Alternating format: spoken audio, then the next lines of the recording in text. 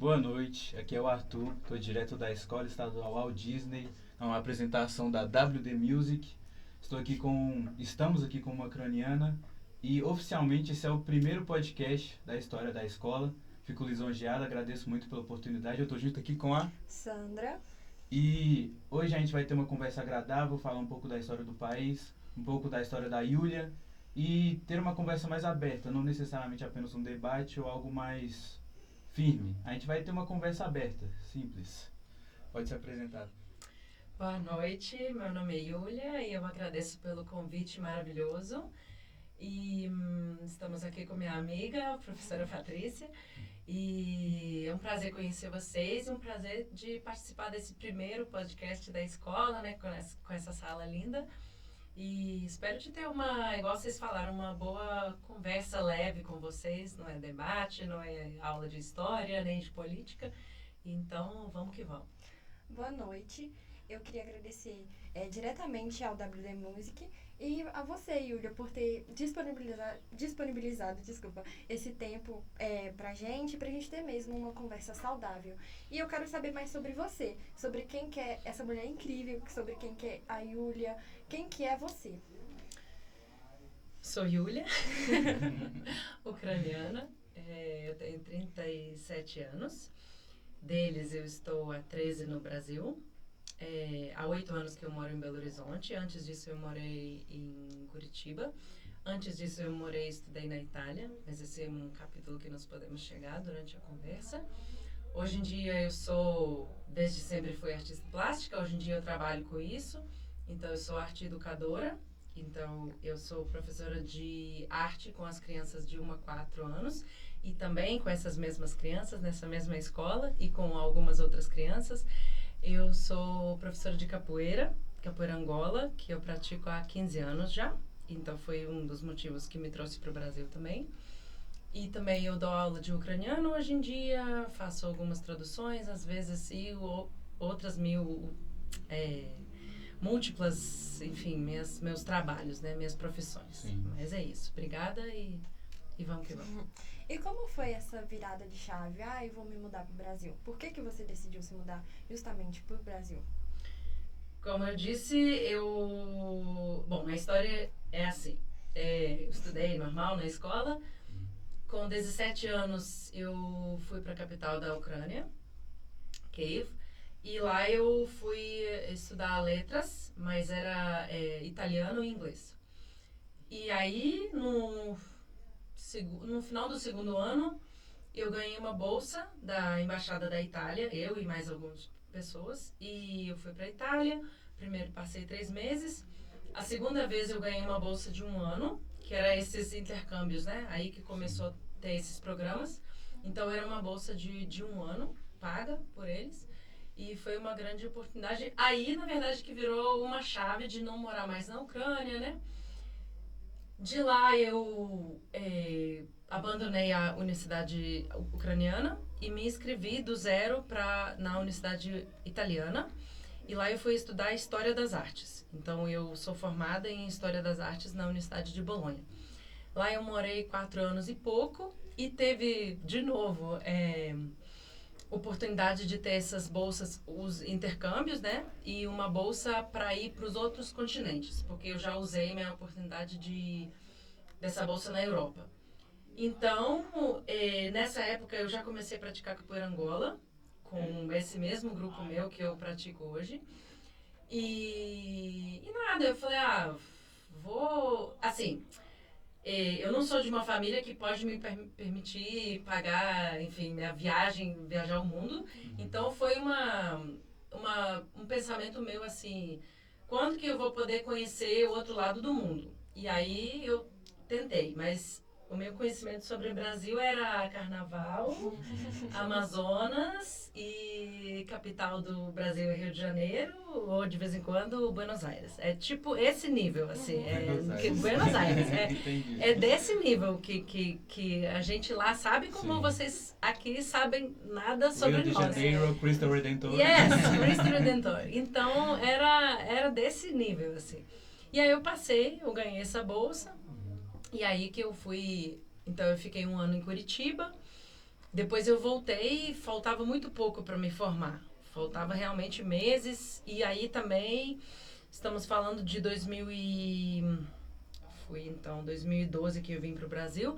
Bom, já nos últimos anos na Itália, a Itália estava passando por uma crise econômica forte. Então, para mim, ficou difícil morar lá, para os meus amigos italianos também. Então, eu até queria morar na Itália, mas, enfim, e aí eu decidi de ficar no Brasil. Então, é aí que é a história, né? Eu fiquei como estudante, eu fiquei como turista, eu fiquei ilegal, eu fiz todas as coisas que um estrangeiro passa, né? Uhum. Todas as etapas foram passadas. Hoje em dia eu tenho status de refugiada. Entendi. E quando você chegou aqui, como que foi a sua adaptação? Como cultura, quando você viu a nossa cultura, né? Que você viu que não é só Cristo Redentor. E como que você se adaptou?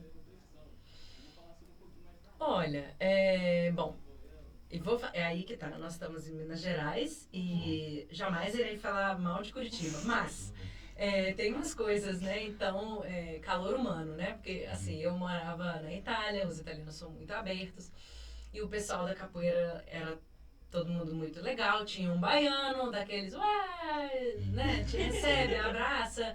Tinha um carioca. Então, assim, pra mim, o brasileiro era tudo isso.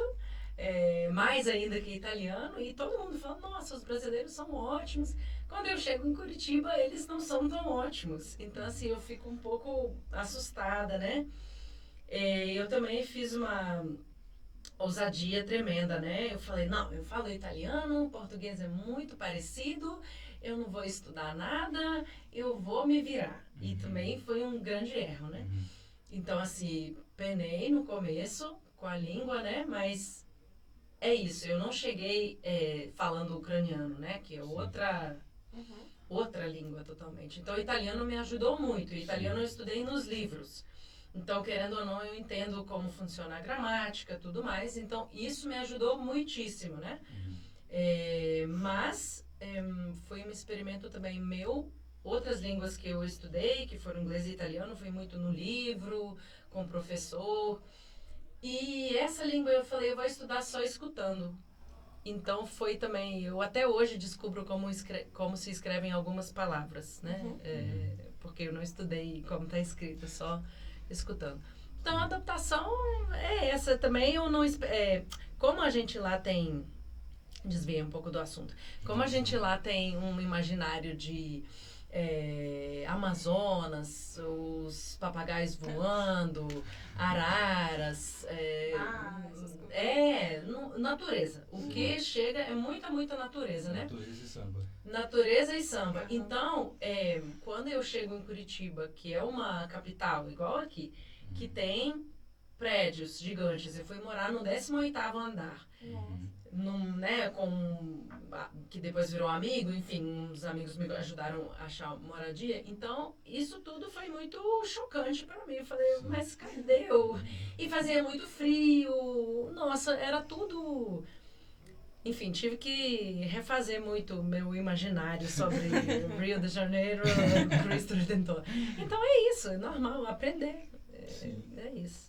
Em relação aos seus familiares, sua família te apoiou desde o início? Como que foi? Em relação à saudade também, né? Como que foi?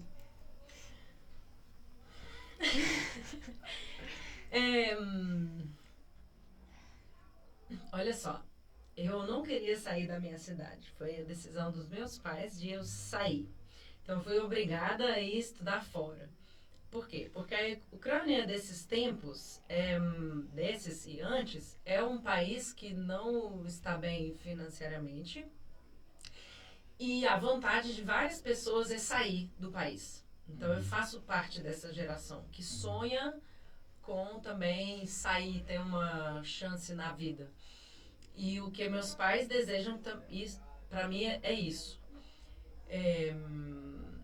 Então, eles me mandam estudar na capital, porque, né, tem mais oportunidade e tudo mais. Minha mãe estudou na capital também, então ela sabia como é. E de lá eu vou para a Itália, então sempre mais eu me desliguei da família, mas foi assim como uma coisa muito boa, assim, vista muito bem pela minha família, porque eles esperavam essa chance melhor para mim. Sim. Então, acho que é isso. Hoje em dia, várias coisas mudaram, né? Aí a gente vai falar pra frente. Mas, na época, não tinha essa de... Ai, meu Deus, pra onde você vai? Era o contrário. Vai ver o mundo, porque aqui não tem muita oportunidade pra você. Acho que é mais isso. E você mantém contato com eles, com os seus amigos de lá? Como que é a relação? Graças a Deus tem internet, né? Então... já eu viajei na época de celular, né? Não tinha videochamada, mas eu ligava, né? Pra minha família. Depois tem Skype, quem lembra do Skype? Então eu ligava e era legal, né? Pra ver. E hoje em dia tem celular, então tá tudo muito fácil manter o contato. Os amigos... Sempre menos, né? Porque tem uma hora que quando você tá muito afastado, falta assunto. Enfim, quando eu vou lá, eu encontro com vários amigos que eu estudei e tal. Mas, assim, hoje em dia é raro. Alguma festa, às vezes Natal, Ano Novo, a gente se liga, manda mensagem, mas hoje em dia é muito menos. São muitos anos que eu não moro lá, são 18 anos. Então, e mais tempo ainda que eu não moro na minha cidade. Então... Mas mantenho sim, com família com certeza. E você viaja muito pra lá, eles vêm muito pra cá, como que funciona? Eles nunca vieram para lugar nenhum, nem Itália, nem capital, nem Brasil. Sempre devido a um custo muito, muito alto da viagem, essas coisas. Na época que eu saí, você tinha que pegar um visto para qualquer país que você ia, não era só viajar, como hoje em dia é.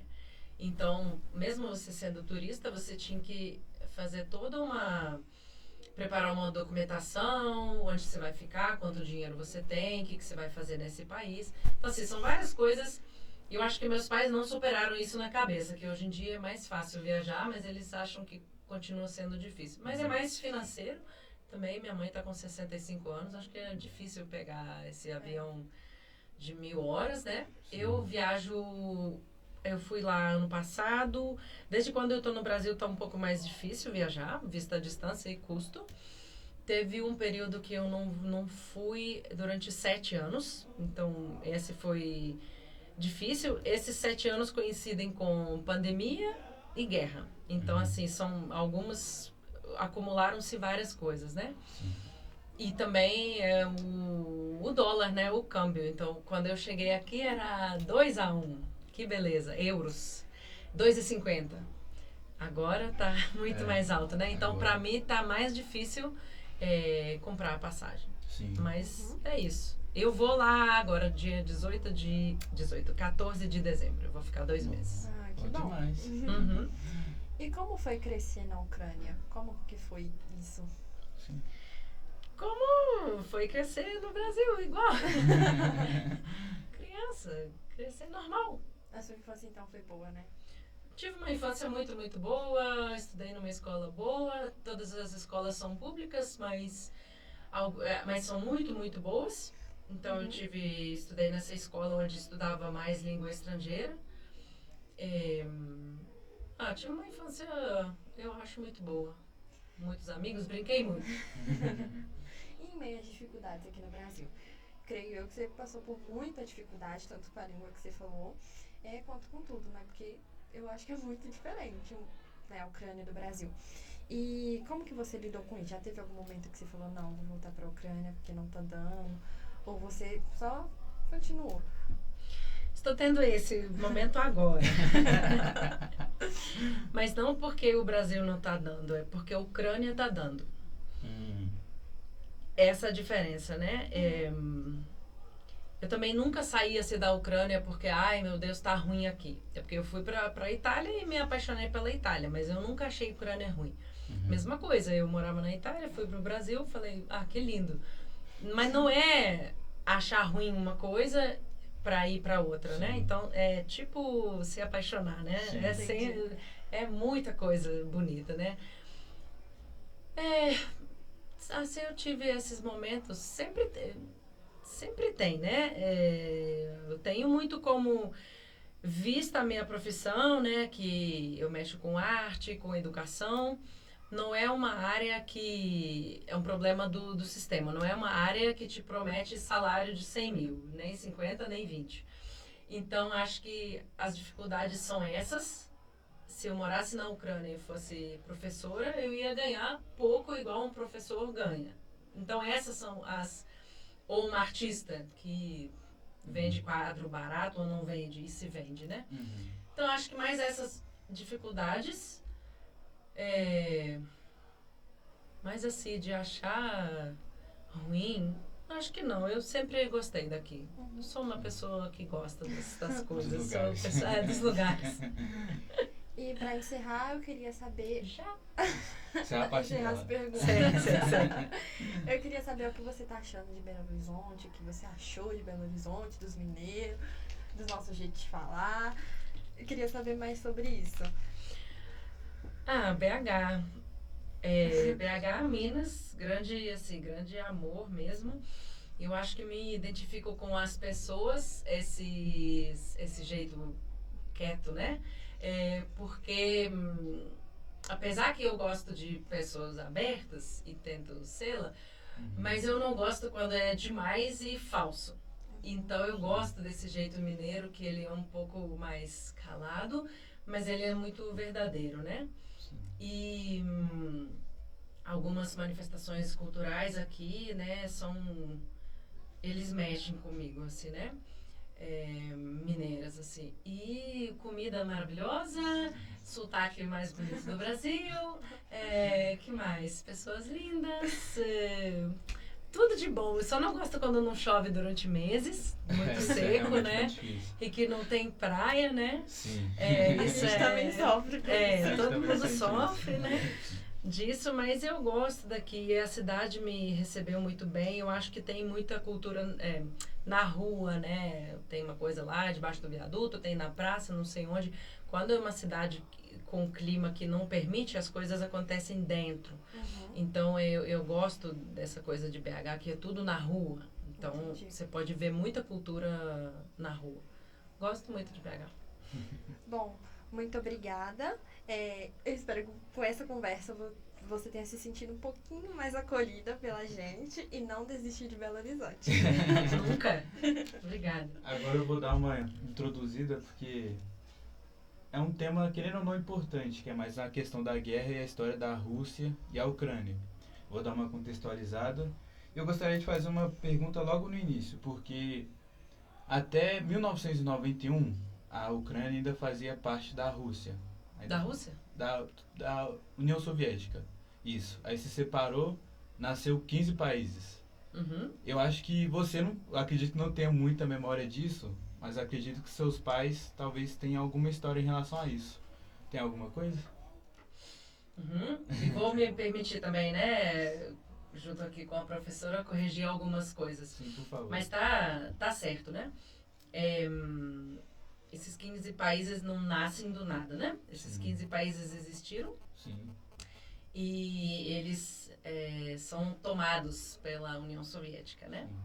Muitas vezes, no caso da Ucrânia também, há uma resistência armada. E mesmo assim, então essas guerras são perdidas, né? Mas elas acontecem e... Então, o que acontece nessa época, né?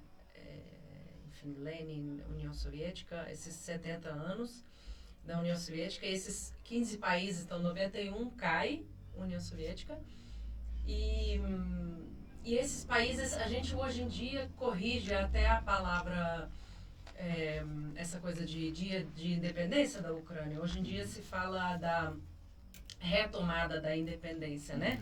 Então é bom colocar isso, né? Sim. Porque nós não somos país que tem 34 anos, né? Então, e nem os outros. Sim. Então é isso. Eu nasci em 88, então eu nasci num país que não existe mais, mas tá escrito Ucrânia, né? Porque cada país mantinha o seu nome. Meus pais nasceram e cresceram nessa época.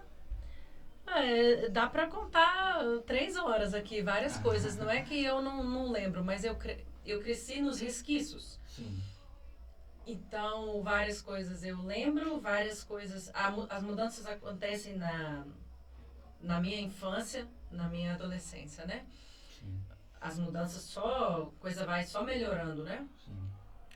E claro que você cresce com essas histórias, né? Não só dos meus pais, com todos os pais, com Sim. todas as pessoas. Então, todas as pessoas mais velhas lembram dessa coisa. Então, desse período. Então, é como... Claro que eu não vivi, mas é como se eu tivesse vivido essa época. Sim. E isso não é bom. É bom, não é bom. Mas, enfim, é isso, né? Sim, e entre esses 15 países, eles, querendo ou não, têm algumas coisas em semelhança, por exemplo, em relação à cultura, linguagem e esse tipo de coisa. E em relação a esses países, como um todo, não precisa ser necessariamente somente a Rússia, o que você vê de mais semelhante assim que você acha mais interessante Os outros países... em relação à Ucrânia? Peraí, outros países da União, que fizeram parte da União Sim. Soviética, o que eles têm em comum com a Ucrânia? Em relação à cultura, ou linguagem, ou qualquer tipo de coisa que você acha mais interessante. Mas são várias coisas, né? Nós estamos falando de leste europeu, né? Sim. Então, vão ser flora e fauna parecidos, disso vem comidas parecidas, disso vem datas de festas parecidos, é a religião, Uhum. que somos cristãos ortodoxos, mas também católicos. Uhum. São muitas coisas em comum, né? Como se você me perguntasse o que tem em comum na América Latina. Então, você vai... É um pedaço de terra, né? Sim. E que tem uma fronteira, mas é parecido, né? Sim. Mandioca tem aqui, mandioca tem ali, né? Então, mais ou menos isso. Estamos também falando de tamanhos menores, né? Aqui, o Brasil é gigante, né? Mas lá é tudo menor. Então, são muitas coisas parecidas. Quando você pesquisa uma festa ou alguma tradição, não dá para falar que ela é só ucraniana, porque ela também é búlgara, ela também é polonesa, ela também é da República Tcheca, porque são várias coisas parecidas, né? Sim. E porque são terras habitadas há muitos e muitos anos. Sim. Então, é muita e muita tradição. Então, o nosso, sou contra marco temporal, que os indígenas falam 91, isso não existe. Ótimo marco para você anotar. Ano 988. Estamos no século muito, muito, muito atrás, somos 10 séculos atrás. Um grande rei ucraniano, Volodymyr, ele aceita cristianismo, porque a gente tinha os nossos deuses, como todo mundo sempre teve, e pelas questões de relações internacionais, né, para se colocar mais, para colaborar mais economicamente, politicamente, ele então aceita cristianismo. Esse é um marco para nós grande, para a Ucrânia. Sim. Então, estamos falando de 10 séculos. Tem duas igrejas na Ucrânia, uma delas é de século X. Então, estamos falando de um país muito antigo. Sim. Então, esse 91 é nada. Sim. É como você casa, separa, você sempre é você, né? Seu marido ficou lá 5 anos, ele não marca nada na sua vida, né? E é isso. E foi contra a nossa vontade essa União Soviética. Sim. Isso é fato. É isso. Qualquer coisa, é claro, gostaria de pedir que você me corrigisse, que eu vá falando. Não, E até, querendo ou não, é uma questão um pouco sensível. Então, se eu acabar falando algo errado, por favor, me interrompa. Mas eu vou falar de forma meio breve e meio simplificada também, né? Porque é algo meio complexo. Depois disso, depois da retomada, a Ucrânia ela ficou meio que entre Moscou e entre o ocidente da Europa. Entre a União Europa, né? União Europeia.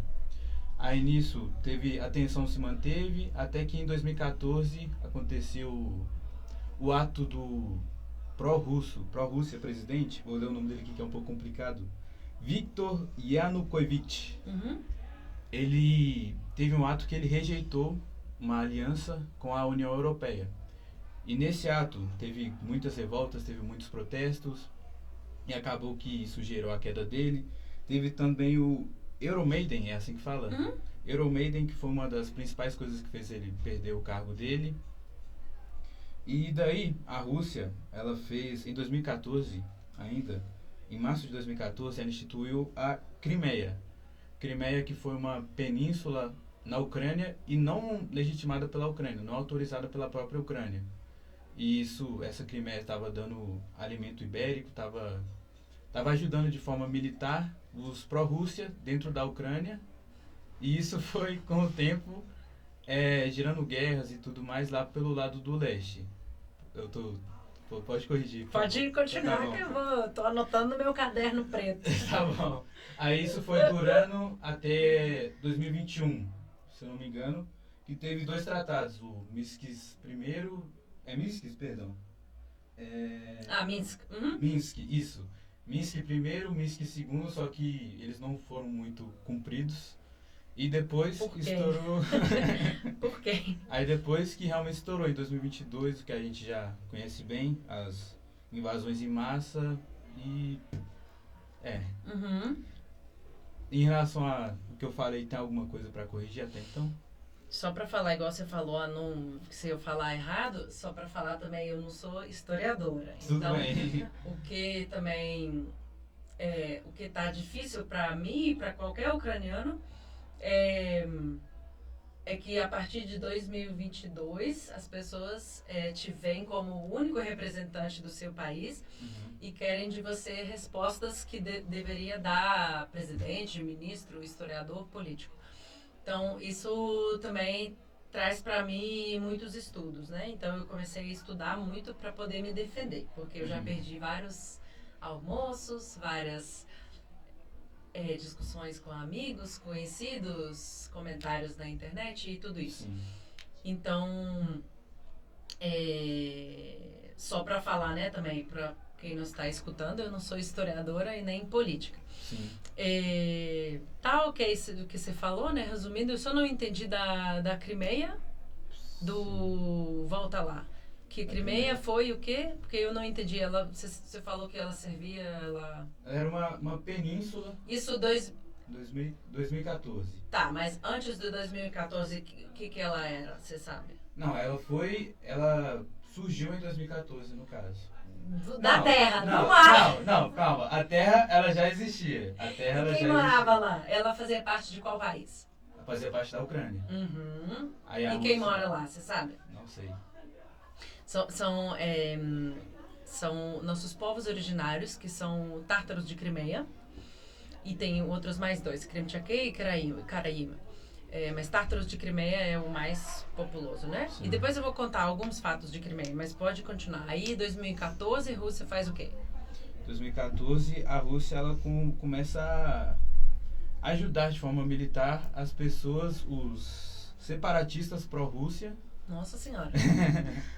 É o que diz é? a pesquisa. Separatistas pró-Rússia, alimentando de forma militar para que a Rússia continue influente, porque toda essa pressão teve porque não teve muita aprovação em relação a negar o restante da Europa, para se manter somente com... E quem são esses separatistas pró-russos?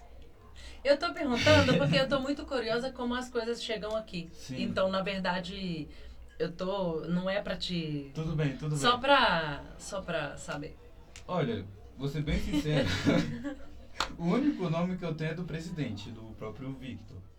Mas seria... E que ele seria o separatista. O original. E aí a Rússia dá armas para esse separatista. Um separatista seria a pessoa ucraniana, aí a Rússia dá a arma e o que acontece mais? Aí vai tendo essa pressão mais na região leste da Ucrânia, para mais tomada de poder e também, claro, a influência. Porque a Rússia... A Rússia, ela quer manter essa tensão firme, quer manter que... Falar que ela ainda está ali, que ela é a Rússia. Ela quer retomar isso. Ela é a Rússia. Ela é a Rússia. Vamos lá. 2014, Sim. tem esse presidente. Sim. que já foi feita contra ele uma revolução. Maidan é a nossa praça principal.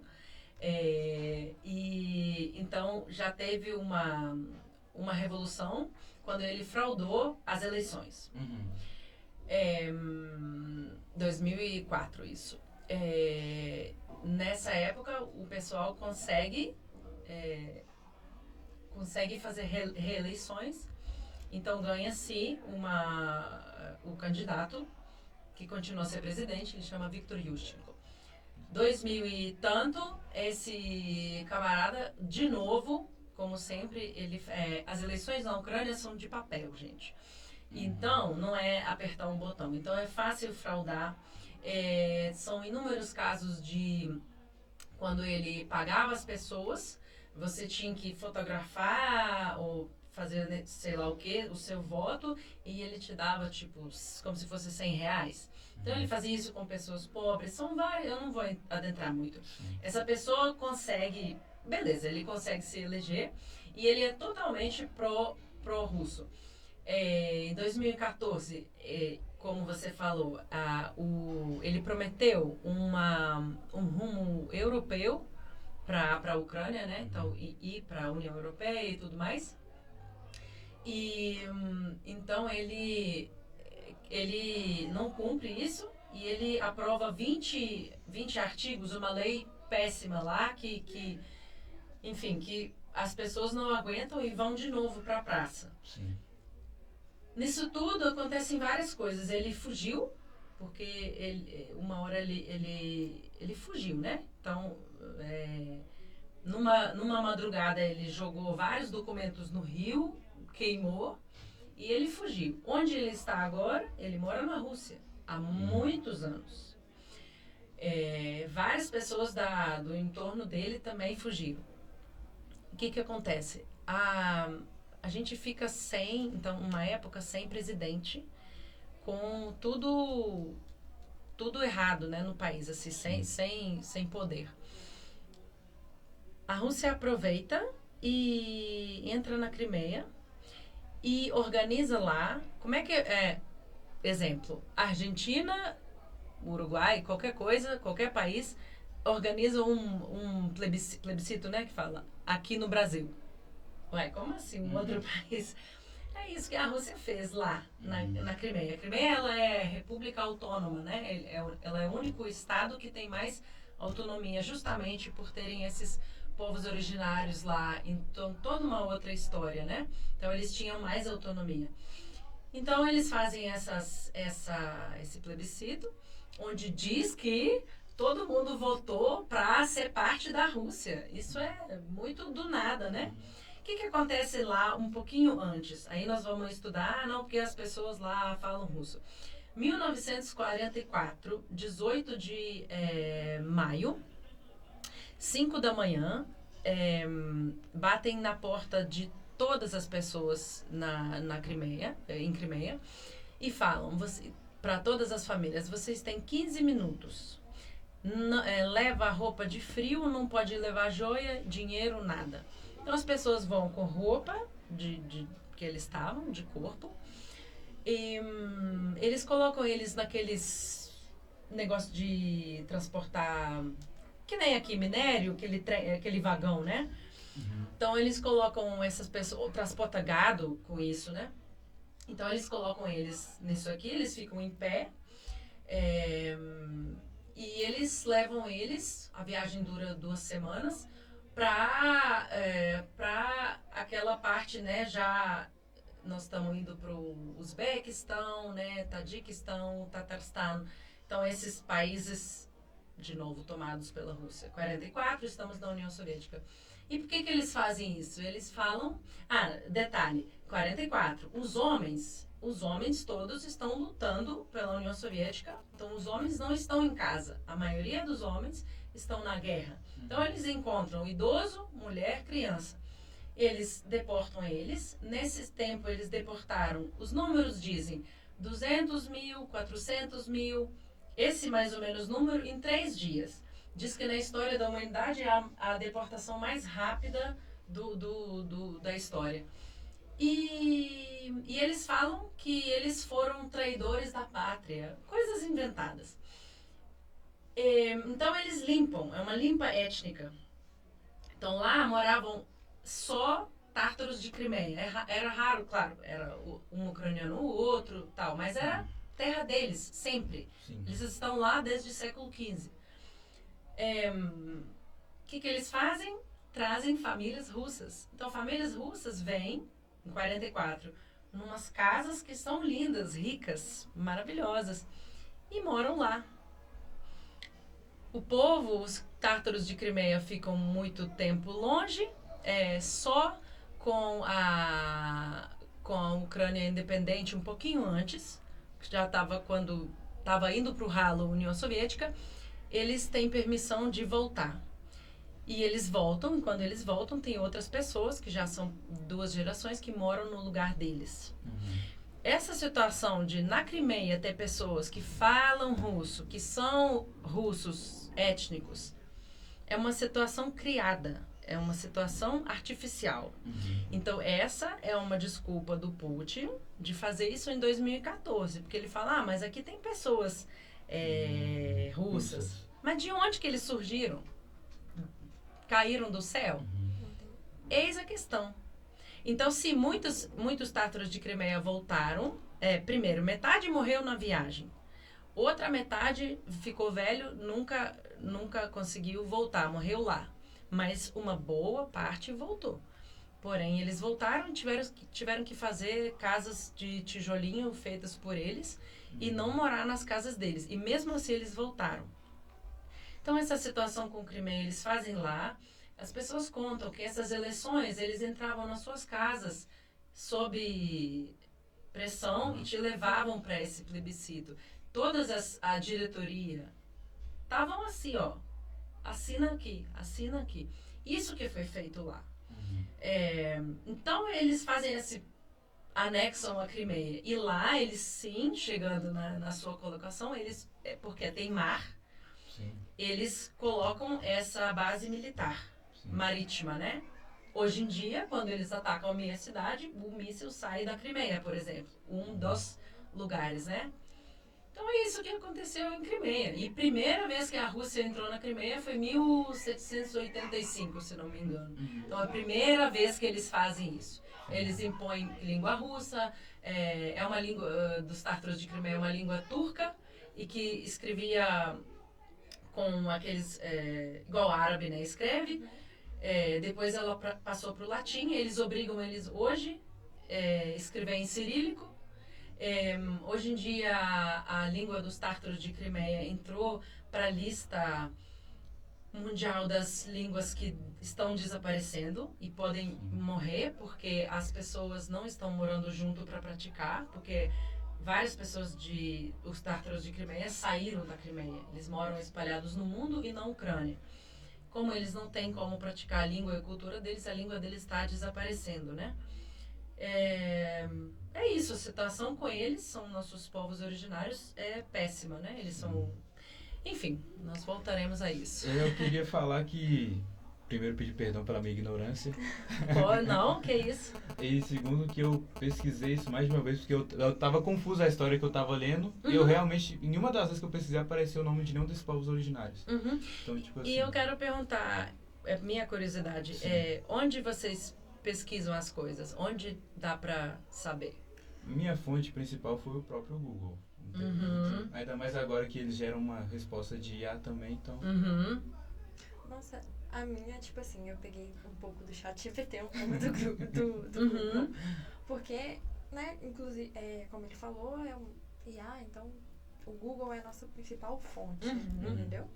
E ele funciona, a inteligência artificial e o Google funciona, ele te dá a informação que existe em português, certo? Sim. Então eu estou trazendo, só pra gente terminar, uma grande dificuldade, né? Porque até 2022 ninguém sabia onde fica a Ucrânia. Isso eu sei porque eu vivi isso na pele. A partir de 2022, do começo da guerra em larga escala, tem essa informação. A pergunta é, ela está escrita em português. Ela foi traduzida, então, de alguma língua. Essas línguas podem ser inglês, podem ser russo, quase nunca ucraniano. Ninguém no Brasil fala ucraniano, os descendentes falam. É um difícil acesso, não há tradutores. Então, é um filtro do filtro do filtro. Sim. E então, o chat GPT não te dá, porque ninguém escreveu. Então, essa coisa de informação, tem que ver qualquer coisa tem que ver na fonte. Você vai pesquisar sobre algum outro país. O melhor é pesquisar na língua dele. Sim. Mas é essa a limitação do mundo, né? É essa a limitação. Se uma pessoa na Ucrânia bater no Google sobre o Brasil, é uma informação. Se ela bater em português, é totalmente outra. E outra coisa, dependendo de onde você está, saem as respostas. Se você vai viajar, o Google vai te dar outras respostas. Sim. Ele depende. Então, é muita limitação e, nessa limitação, distorção. Sim. Então, estamos trabalhando... São duas guerras. Uma de informação e outra no front. Sim. E por agora a gente vai dar uma pausa. Daqui a pouco vão vir mais 2 pessoas para falar com a querida Yúvia. E vejo vocês logo. Yúlia. Yúlia? Então, gente, dando continuidade, meu nome é Yasmin Capuchinho. Meu nome é Felipe Daniel. A gente vai dar continuidade no podcast com a Yúlia. E é isso, pode começar, Felipe. Já vamos começar com polêmica? Vamos. Tá. O que a ONU fez para ajudar a Ucrânia com direitos humanos? Você está falando durante a guerra? Sim. A ONU não faz nada, né? Para ninguém. Não. É. Mas isso aí, cara. Não, por favor, mano. Tá rolando. A ONU se mostrou como uma instituição que não tem poder. Verdade ou não? Eles, vocês que estão observando, eles conseguiram parar algum conflito? Que eles assinam papéis lá. Mas eles conseguem fazer alguma coisa? Alguém vai lá? Ninguém vai. E aí, um agravante que foi em 2022, quem era o presidente, a ONU, você sabe que eles ficam trocando a presidência, todo ano é um país. Olha que sorte que nós tivemos no ano que...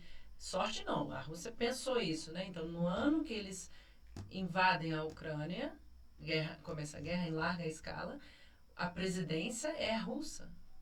Então, lá, quando todo mundo vota alguma coisa, mas tem uma lei que diz que o presidente do ano pode colocar veto, né? Ele pode vetar, pode falar, não, isso tudo que vocês assinaram não vale. Então, isso que a gente enfrentou por um bom tempo. Estão sendo assinadas várias coisas, mas na prática nada está acontecendo. Ora, as pessoas dos direitos humanos e advogados da Ucrânia estão trabalhando fortemente e diz que já foi aceito essa ideia que haverá um tribunal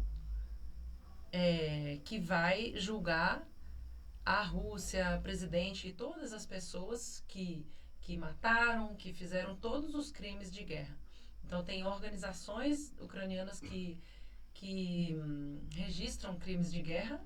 Tem uma figura muito legal, que ela, inclusive, foi no Roda Viva, aqui no Brasil. Ela é vencedora de Nobel pela Paz, em 2022, ucraniana. Ela chama Alexandra Matvichuk.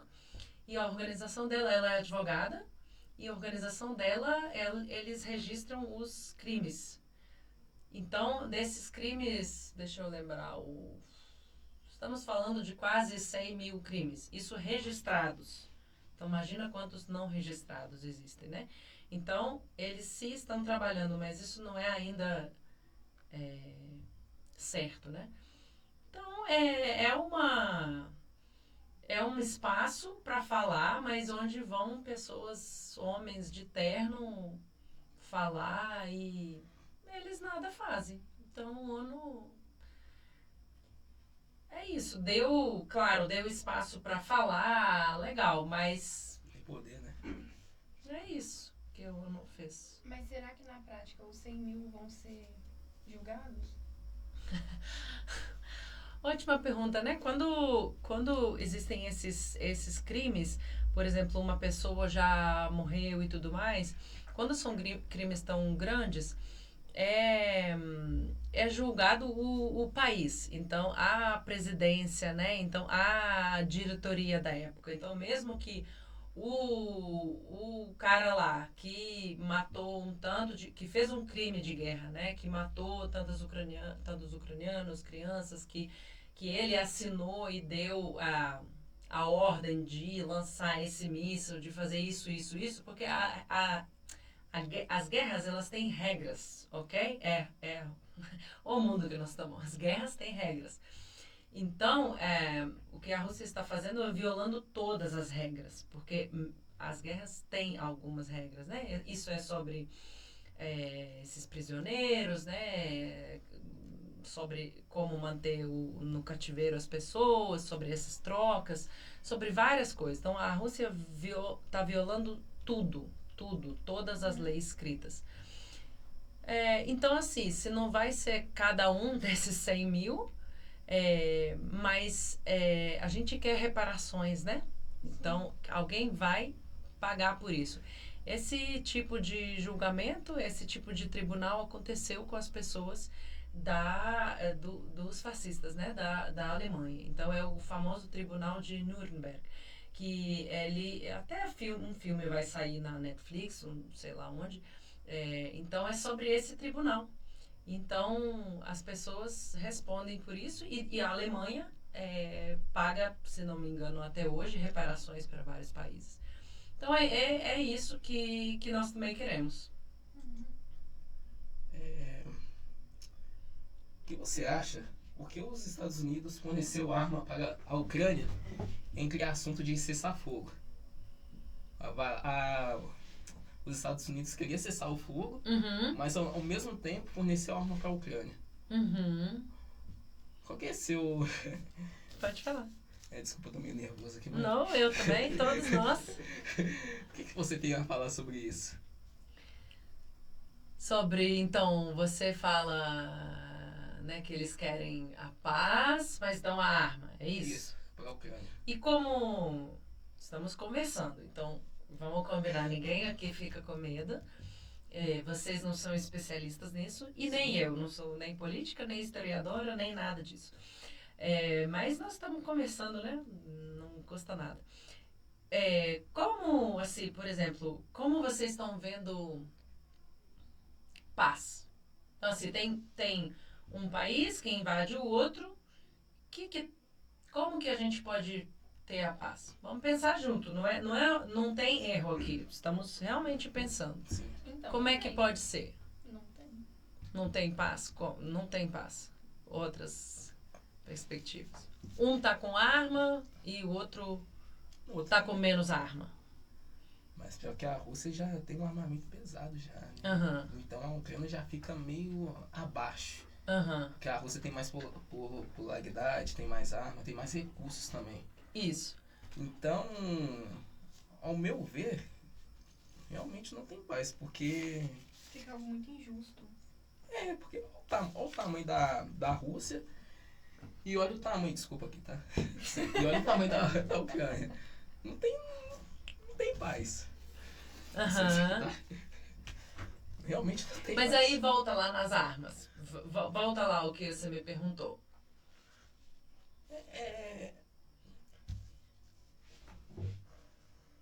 Não, a gente tá pensando. Yasmin, você também pode falar. Porque isso não é um assunto que vocês estão perguntando, o mundo está se perguntando, né?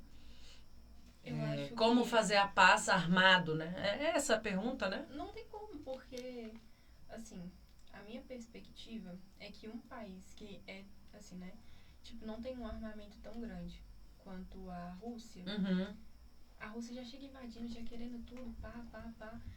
não querem saber se eles estão preparados para isso. Então, é um país, assim, que não vai ter paz, não vai ter como se prevenir antes, porque, querendo ou não, eles não vão ter um armamento, assim, suficiente para conseguir lidar com aquela situação toda. E, assim, não vai ter paz. E, então, os outros países dando armas, o que eles estão fazendo? Ajudando a Ucrânia ou não? Eu acho que em certa parte sim, porque o que eu penso é o seguinte: se o país ele não tem uma condição para poder lidar com aquilo ali e outro país ajuda, ele pode de certa forma estar podendo ajudar a lidar com aquilo, né? Tipo assim, podendo dar um pouco de paz, né? Um pouco assim, né? De paz.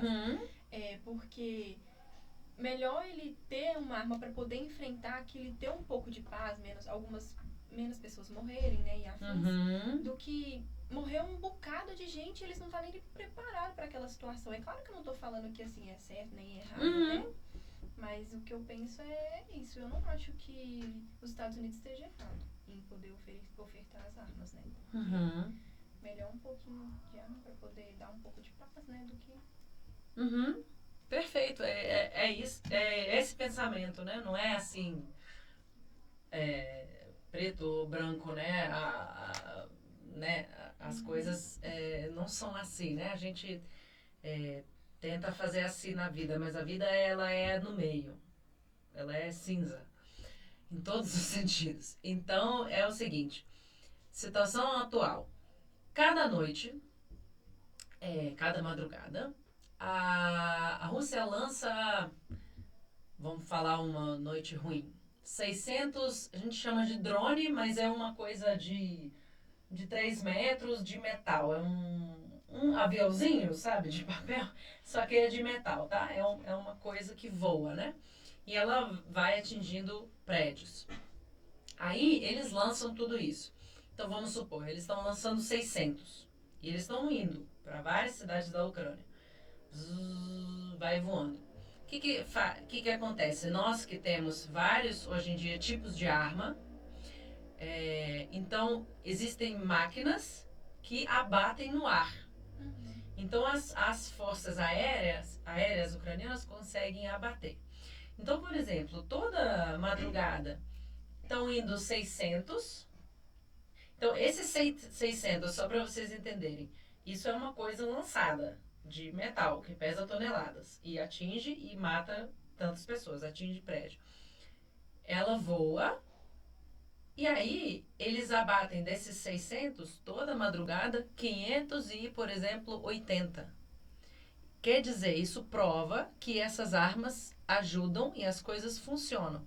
Se a gente não tiver arma nenhuma e não responder, eles atacam nós com arma e nós respondemos com arma. Se a gente não responder, todos os 600 atingem o alvo. Então, estamos vivos até hoje só porque nós tivemos armas nossas e dos nossos países amigos que nos deram arma. Então, essas coisas funcionam muito. Assim que a gente não tiver, eles abatem a Ucrânia inteira em uma semana. Então, tem que responder à altura. Então, a gente está respondendo à altura. Ora, ninguém quer guerra até o fim. Nós estamos respondendo porque alguém nos atacou. Nós somos um país soberano e alguém, numa madrugada, 5 da manhã, nos atacou.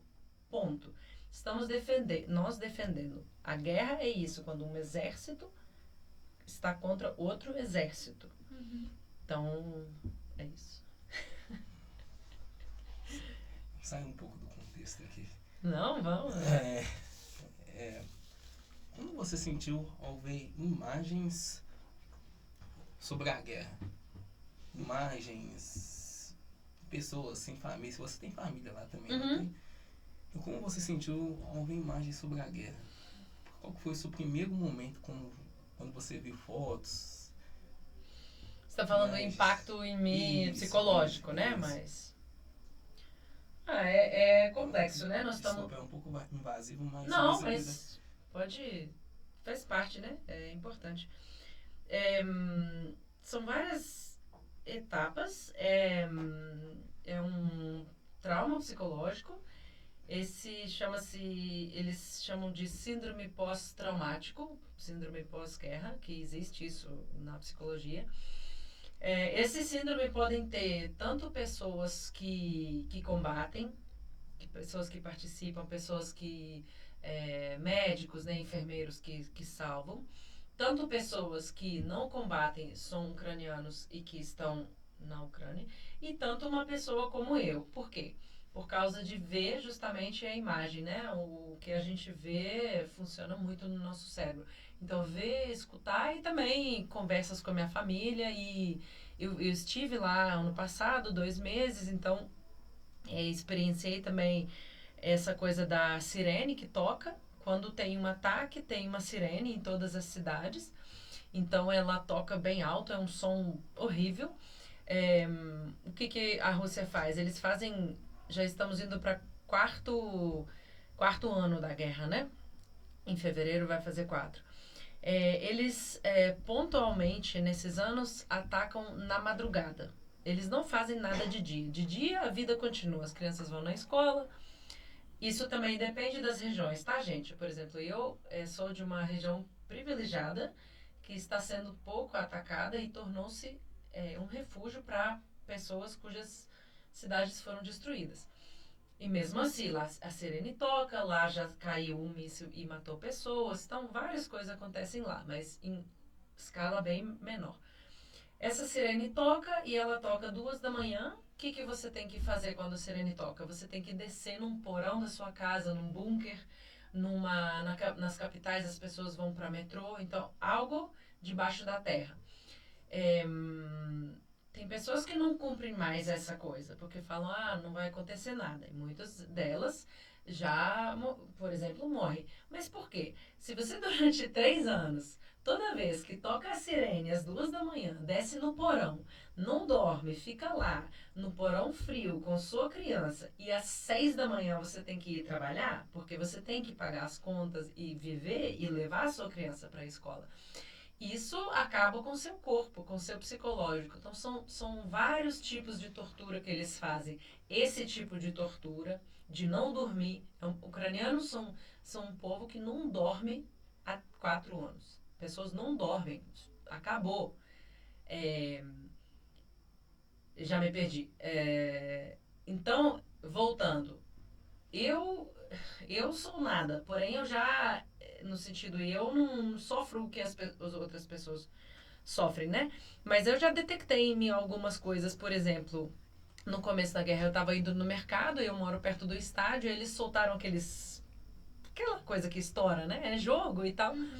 E eu estava andando e como eu assisto muito vídeo, né? Eu acompanho 24 horas, né, a guerra. Então você vê muito vídeo e o som, né, das explosões. E aí essa coisa explodiu. E eu achei que eu tô na guerra, e aí eu lembro que tinha lá uma briga, então uma pessoa, eles brigaram, 2 homens, e um caiu no chão, só que na minha cabeça eu estava naquelas imagens, então eu comecei a chorar e ter, um ataque de pânico, assim, indo no mercado, e eu comecei a tremer. Mas isso aqui? Isso aqui no Brasil, porque eu olho muita coisa, né? Você vê... Aí você abre um grupo no Telegram, eu vejo muito, eu nunca via tanto corpo morto. Então você vê... Eles estão colocando muito, né? Eles colocam, porque é essa vida. No começo, teve muitas cidades que foram, digamos, ocupadas, ficaram 1 mês, mais meses durante a ocupação russa e foram libertadas. Então, quando eles encontram essas cidades... Lá tem pessoas que eles mataram, tudo que eles destruíram, e tem pessoas que sobreviveram. Essas pessoas vão contar sobre torturas e estupros. Quando você lê muito isso acaba com você. Então, uma hora, eu e outras pessoas na Ucrânia já tiveram que fazer isso, parar de ler as notícias. Mas isso não é bom, né? Você quer ser atualizado. Porém, quando eu vi que essas coisas, que eu vivia com essas histórias das mulheres e crianças estupradas, eu ficava louca. Peço desculpa que eu estou trazendo isso para vocês. Então, então, é uma coisa muito forte que pode acabar com o seu psicológico, tanto à distância quanto lá. eu não tenho direito aqui de falar sobre meu irmão e sobre meu pai, que foram para a guerra, mas eles estão tendo sequelas seríssimas no corpo e na mente deles. Então, e eles são privilegiados, voltaram com 2 pernas, 2 braços, né? Tudo bem. Mas maridos das minhas amigas que foram para a guerra. Então, estamos falando de um país totalmente doente, de cabeça. É isso. Essas são várias sequências. A guerra mexe em várias camadas. Ela mata, ela destrói, ela acaba com o psicológico, ela acaba com saúde. São várias coisas. Não há um que se salva.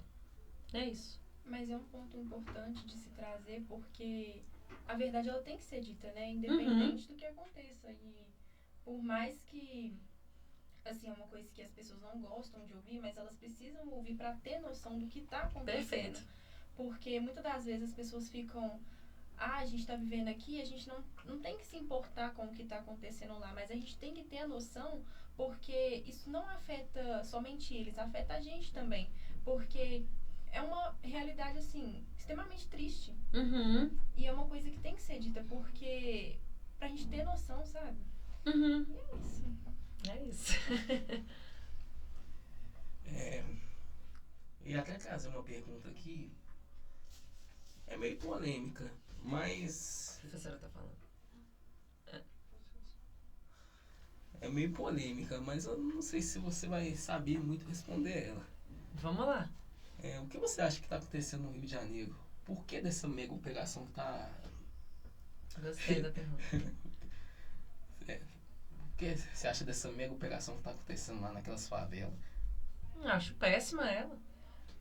E fico muito triste que as pessoas no Brasil estão tendo 2 visões sobre isso. Porque essa situação, ela não é de ontem. Então, nós vamos ter que ir para a história, para as causas da existência da favela. Nós vamos ter que ir para a história do negro no Brasil. Então, isso aqui é fruto dos anos de escravidão, da Lei Áurea, de não ter nenhum tipo de reparação hora nenhuma, de gerações de homens e mulheres morando nas favelas, mulheres sempre sendo domésticas, homens tendo que ir pro crime. Que eles resolvem com matar as pessoas? Resolveu alguma coisa? Não. São várias coisas. Então, assim, enfim, umas coisas também essas que eu li, né? A Bárbara Carini, né? Que é uma pensadora, escritora e tudo mais, e ativista. Ela postou assim, que uma mega operação seria você levar educação e cultura para a favela. E isso seria uma mega operação. Levar morte, não. É isso que eu penso. Sem contar que em 2012 aconteceu a mesma mega operação. E, assim, como que um governo consegue repetir o mesmo erro 2 vezes sabendo das consequências? E por mais que, assim, né, eu não me atualizo tanto assim, mas depois do que aconteceu isso, eu fui procurar saber, né? Em 2012 aconteceu a mesma mega operação, morreram mais gente e, assim, como que um governo consegue repetir o mesmo erro 2 vezes sabendo das consequências das coisas que aconteceram? Porque, tipo assim, parece que eles não se importam, eles não se importam. Porque tanto faz pra eles vão estar na casa dele tomando um vinho, comendo um queijo, fazendo alguma coisa assim. E a gente vai continuar na mesma coisa todo dia, acordando cedo, fazendo as coisas, mesma rotina cansativa para poder no final do mês, sei lá, pagar uma conta e depois sobrar dinheiro nenhum pra você fazer nada. É isso. Pessoas brancas matando pessoas pretas. Fácil. Então, agora vai chegar na minha parte das perguntas. Eu vou fazer algumas perguntas para causar uma certa reflexão, assim, tanto em você quanto na gente, e nas pessoas que vão assistir o vídeo também. na sua opinião, o que o mundo ainda não entende sobre o que os ucranianos estão passando? O que o mundo ainda não entende que os ucranianos estão passando.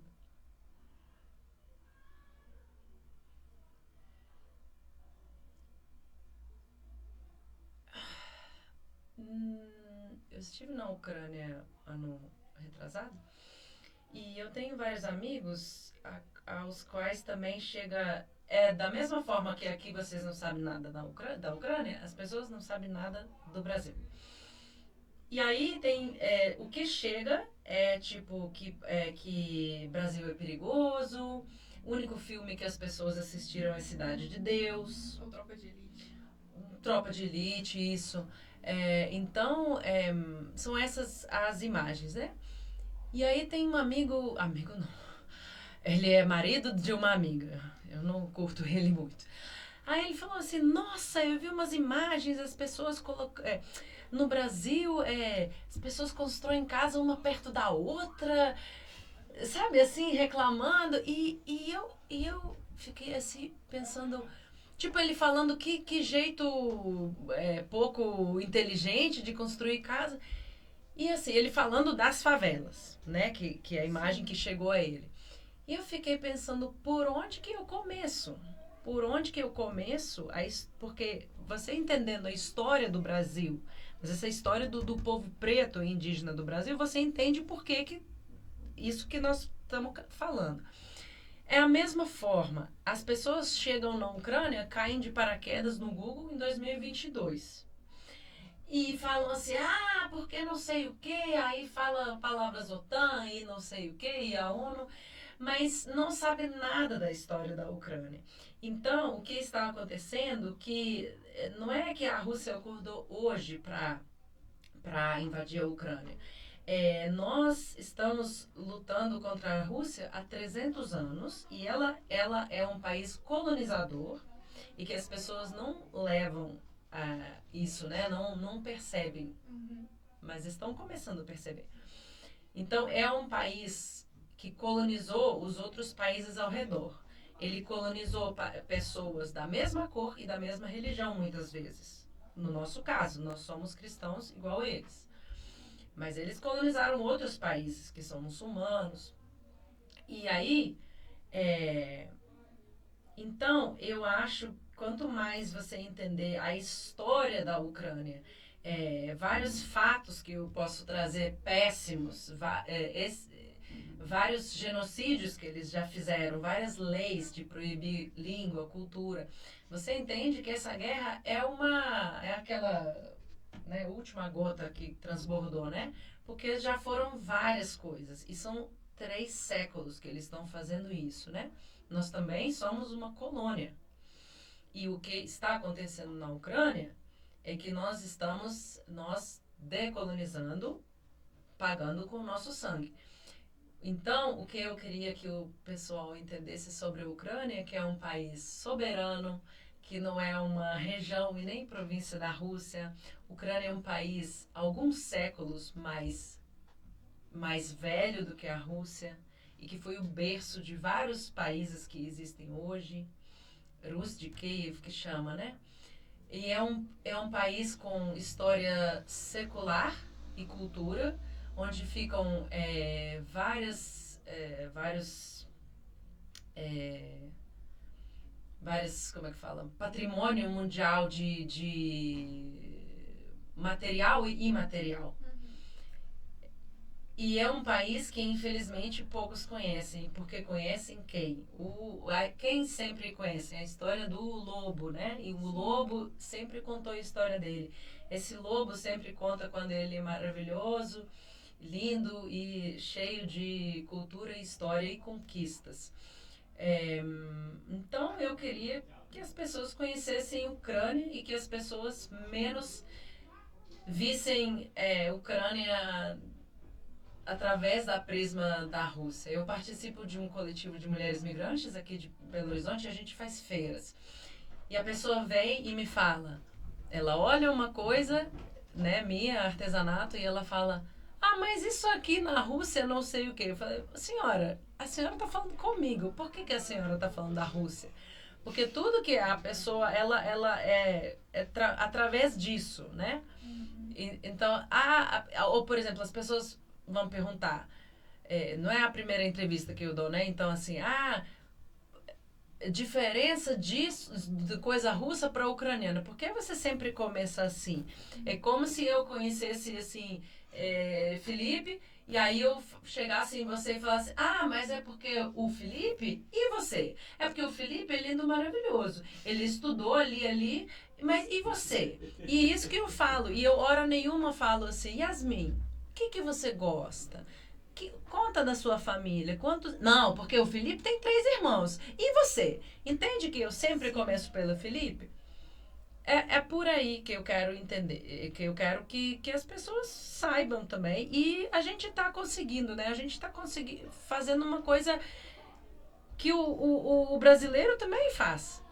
Esse processo de decolonização. É dolorido, pesado. Eu aprendo aqui muito. Porque vocês fazem isso há muitos anos, né? Já. Agora que tá caindo a nossa ficha. Um pouco mais tarde, né? Mas enfim. Nossa, é extremamente chata essa situação. Nossa, é extremamente chata. Tem 15 anos que você tá aqui no Brasil? 13. 13? Nesses 13 anos, o que o Brasil se tornou pra você? Um lar, um refúgio? Você sente vontade de voltar pra Ucrânia quando isso tudo passar? O Brasil se tornou um país de muito e muito aprendizado. E estou muito feliz que eu moro aqui e tenho a cabeça que eu tenho hoje em dia. Eu venho de um país onde não tem pessoas negras. Então, eu me descobri branca aqui, né? Então, isso é um ponto, acho que toda pessoa tem que chegar na vida, entender como o mundo funciona, como funciona privilégio, como funciona racismo, como funcionam várias coisas. Então, foi maravilhoso, está sendo para mim. Eu pratico capoeira Angola, que traz também uma história do Brasil que eu sei que não é sempre contada nas escolas. Então, essa história que eu estudei me ajuda também entender, porque é isso, eu aprendo essa história do oprimido e que ela me fez e faz entender, me traz uns paralelos. Eu falo, poxa, nós também somos oprimidos, também houve uma colonização, houve tudo isso. Então, e Brasil me faz entender muito isso. Tornou-se esse país lindo que me acolheu, com um clima sempre maravilhoso, né? Aqui não neva.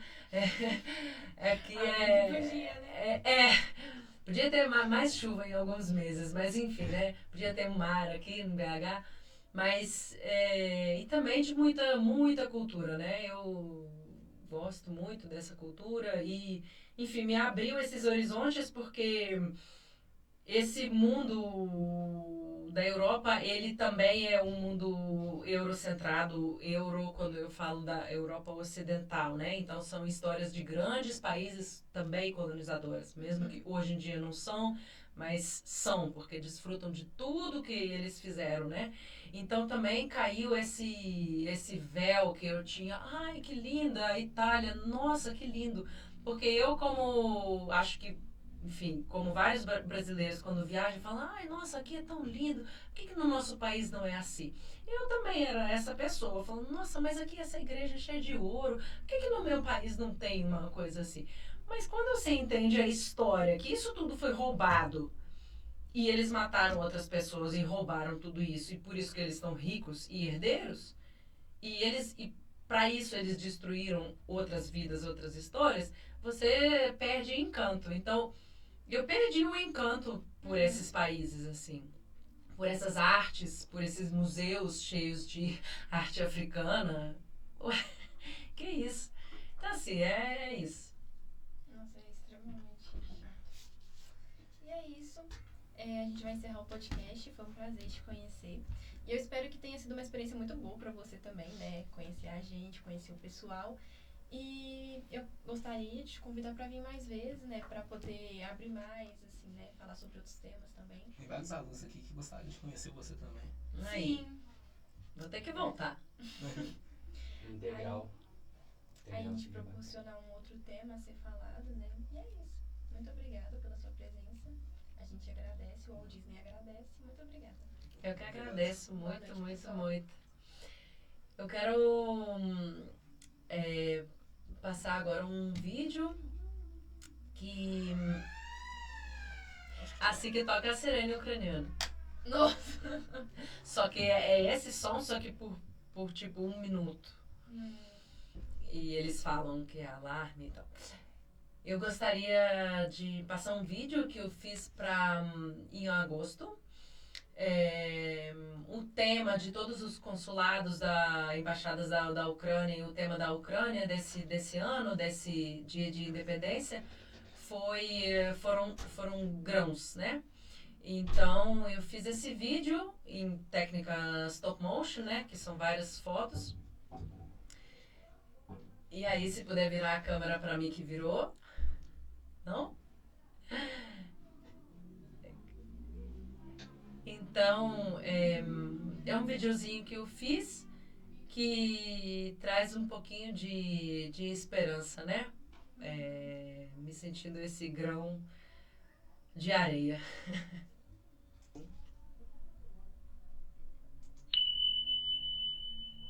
Essa aqui sou eu, um passarinho que saiu da Ucrânia para conhecer o mundo. Na minha mala eu coloquei meus brincos, colar, pulseiras, pesanka, o ovo pintado super tradicional, alguns bordados, boneca amuleto motanka e meu coração ucraniano. Coloquei minha bandeira, livros e lindas camisas bordadas. Peguei também algumas sementes, semente de papoula, flor que tem ligação com o mundo dos ancestrais, semente de girassol e a semente de trigo, o grão mais sagrado da Ucrânia. Com essas sementes, eu fui seguir o meu caminho. Nesses tempos que eu estava fora da minha terra, os homens malvados que adoram colorir mapas pegaram as tintas mais violentas e pintaram a Ucrânia de vermelho. Muitos ucranianos perderam casas, outros muitos perderam vidas e todos nós perdemos a paz. E eu aqui me pergunto, o que um passarinho tão pequeno como eu pode fazer nesse mar de injustiça e sofrimento? Talvez o que eu posso fazer é apenas continuar fazendo o que eu já faço. Abrir as asas e voar em todo canto do mundo, levando a minha semente. Nela está contida a minha língua, ukrainska mova, minha cultura e a história da resistência do meu povo. Onde ela cai, ela brota. Onde ela brota, nasce uma flor.